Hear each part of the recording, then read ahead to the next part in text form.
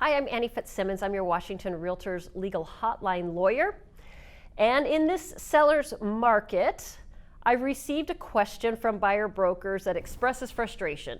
They make an offer, it includes an escalation addendum, and then the response they get back from the listing broker is, seller doesn't want an escalation addendum. And the frustration is this: doesn't seller have to disclose that up front? Shouldn't there be something in the listing remarks that says seller won't take escalation addenda?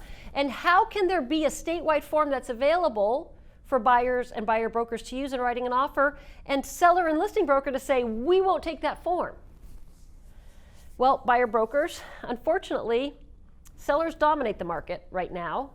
They get to set the terms of transactions.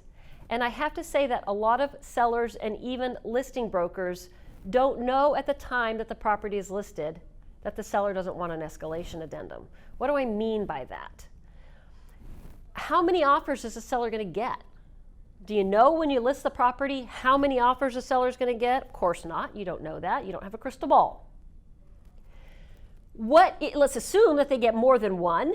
What are those offers going to look like? Are they going to be basically similar offers, or is there going to be a big disparity in price? Is one going to include an escalation addendum and others not? Are they all going to include escalation addenda? We don't know until the offers come in, which is why a lot of times it happens that a seller gets offers, some of them including an escalation addenda, and then the seller says, I don't want the escalation addendum, complicating the transaction. Now that I have already got buyers who are all escalating up to a similar price, I've got the price where I want it or I need it, etc., and I can remove the escalation addendum. It's all part of the negotiation. And so buyer brokers, I know it feels frustrating right now when it feels like you're throwing darts at a moving dart board for on your buyer's behalf. And you're feeling the frustrations of your buyers. It's certainly a moving target for them when they're trying to figure out how to satisfy a seller.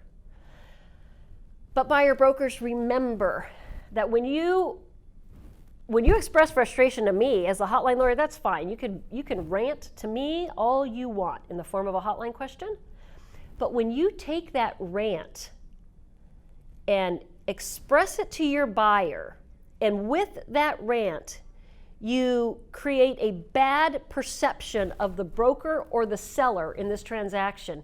If your buyer is able to move forward in this transaction with this broker and this seller, you started out the relationship on a very negative tone.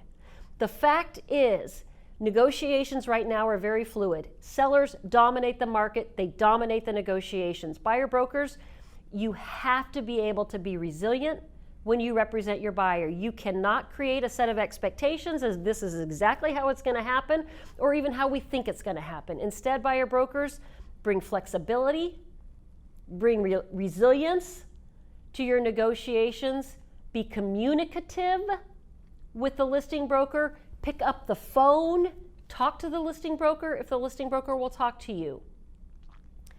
But don't set standards in your mind, or worse yet, in your buyer's mind, of how the negotiations are going to go, because frankly, sellers and listing brokers don't know how they're going to go until the offers start rolling in. And when you create a butting of heads between you and the listing broker right from the outset, that pours over to the parties, and you're going to have a difficult transaction the whole way through. If you have questions on this topic or any other, send an email to me, legalhotline@warealtor.org. Thank you for being a Washington REALTORS member.